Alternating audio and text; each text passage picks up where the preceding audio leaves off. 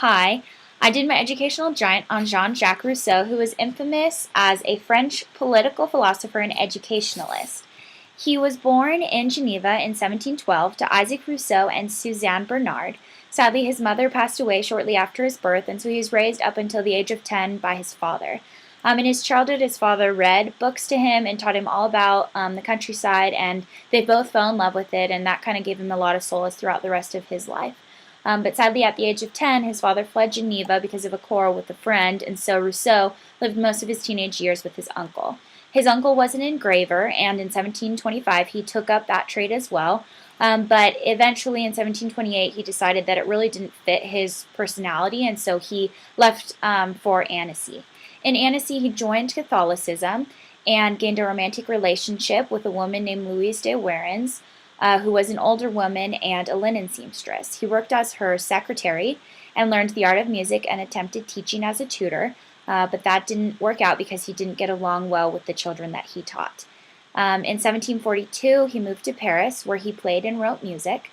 He was hired by his friend, David Diderot, to write articles for the French Encyclopedia, and he also worked as a secretary for the French ambassador for Venice. But after 2 years, that didn't really work out because he had poor social skills with those he was working for, and so he went back to Paris.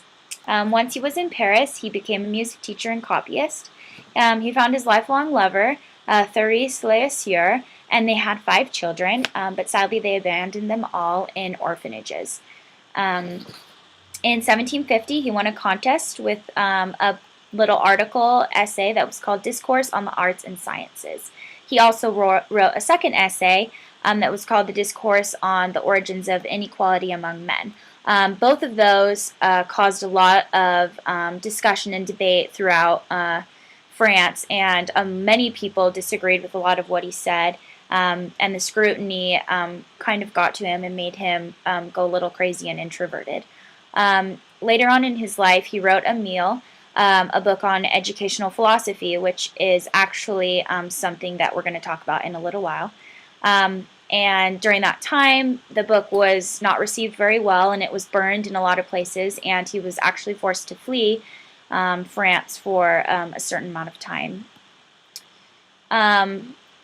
Finally, in 1770, he returned to France with a promise never to publish again. Some say that he returned in 1768 under a false name and didn't come out until 1770 under his real name, but nobody can really be sure of that.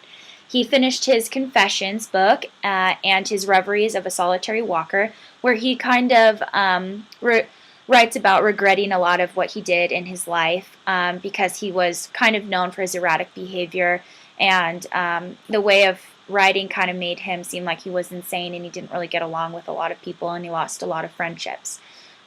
He sadly died of a stroke in 1782. Some claim that he committed suicide, but nobody's really sure exactly.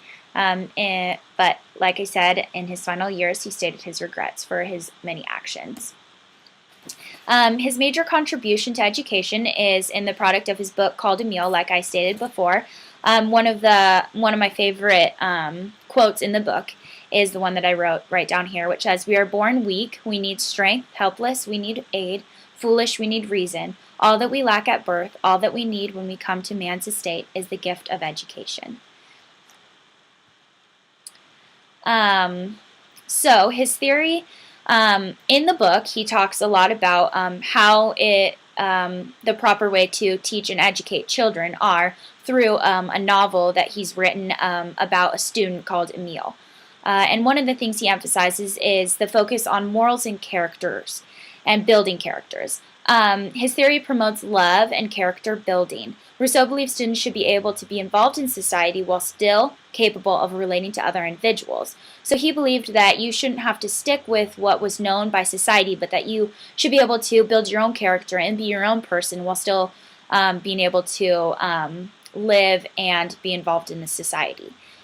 He believed that education should nurture the tendencies of natural goodness. He believed that everybody was born with an innate nature to be good, but that through society it shifted. And so what teachers and schools should do is they should promote that goodness and cultivate the inclinations to do the right thing. The educational environment should encourage the development of morals and virtues. And so a student's educational experience should improve self-love and encourage high morals and virtuous behaviors. He wrote about amour propre, which is self-love, and how children should gain confidence in exploring the world and loving themselves and loving their individuality. Individualism is something that he strongly believed in because he felt that everybody was born with innate goodness and that they should build on what they believe and what they like and what they know and what actively affects them and their individual lives. He believed that classrooms should cultivate free expression and curiosity.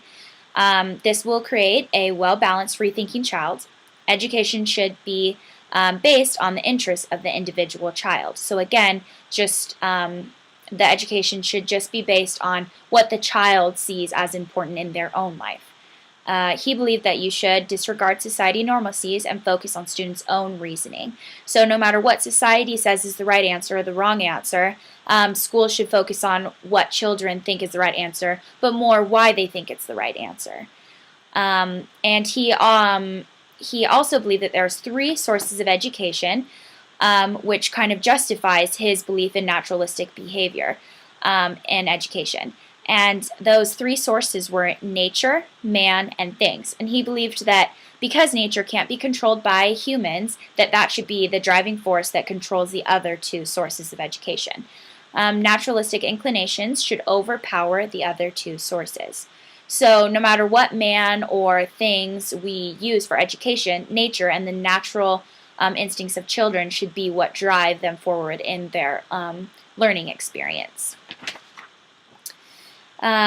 He also believed that children are only capable of really understanding and reasoning with the world around them at the age of 12. And before then, students shouldn't really be expected to fully comprehend everything that is going on around them and shouldn't be expected to do more than they are capable of doing, or else it will lead to confusion, unnatural responses, and decreased motivation. He created 5 stages of development: infancy, age of nature, pre-adolescence, puberty, and adulthood. Early education should incorporate obstacles and overcoming them. So he believed that children could learn through facing obstacles in their natural environment and in the facilitated environments through the schools, and that as they come across each obstacle, they will overcome them and learn about them, either a good consequence or a bad consequence, and how they can learn from what they experienced. Young students should be encouraged to spontaneously play in a natural environment to increase their natural desires to learn. So again, it's very natural. It's just something that they experience, and it isn't forced by the teacher. The students should focus on solving what directly affects them. And Rousseau calls this well-regulated liberty.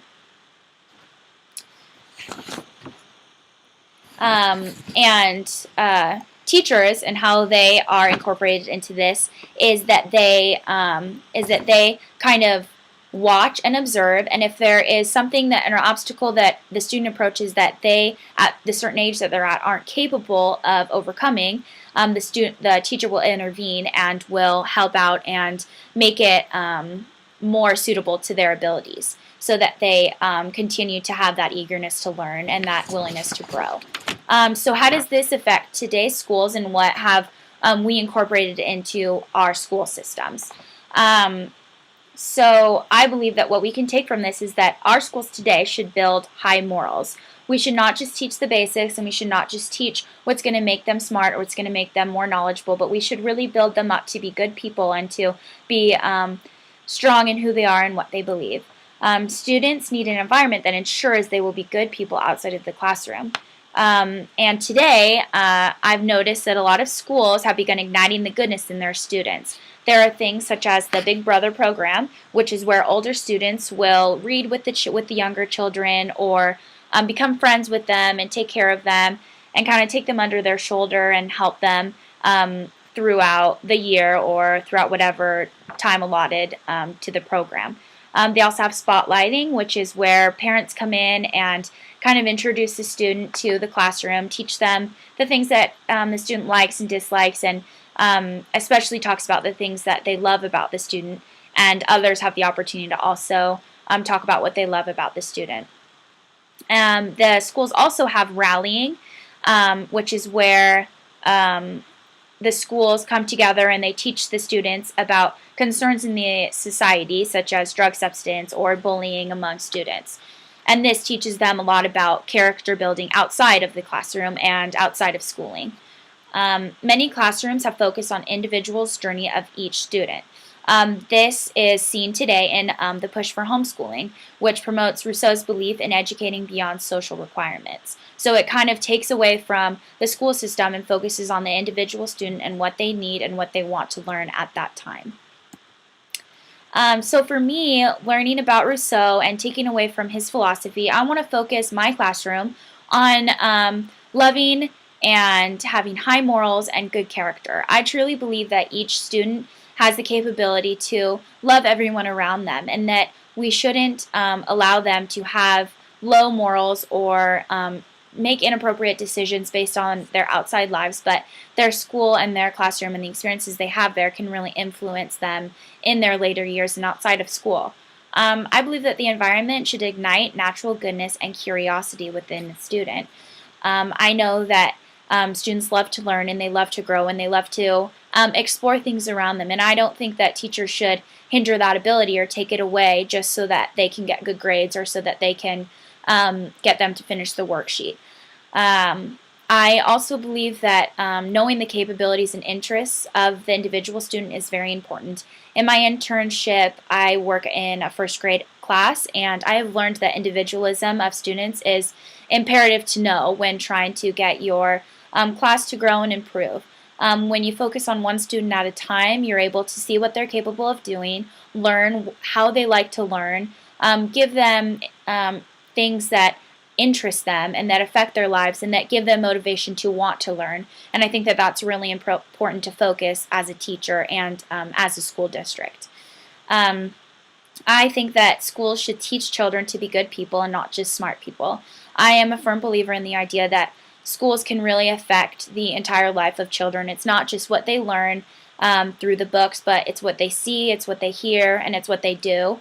And I know that Rousseau also believed that their experiences could really shape who they are, and that schools should take the initiative and be the source of goodness in a child's life no matter what's going on outside. I believe that children should be active and should be allowed to explore their minds and their environment and really find out who they are and what the world around them involves. So I believe that Rousseau has really influenced the school systems and our educational theories for the better, and I am happy that I was able to learn about his theories and that I'm able to be a better teacher because of him.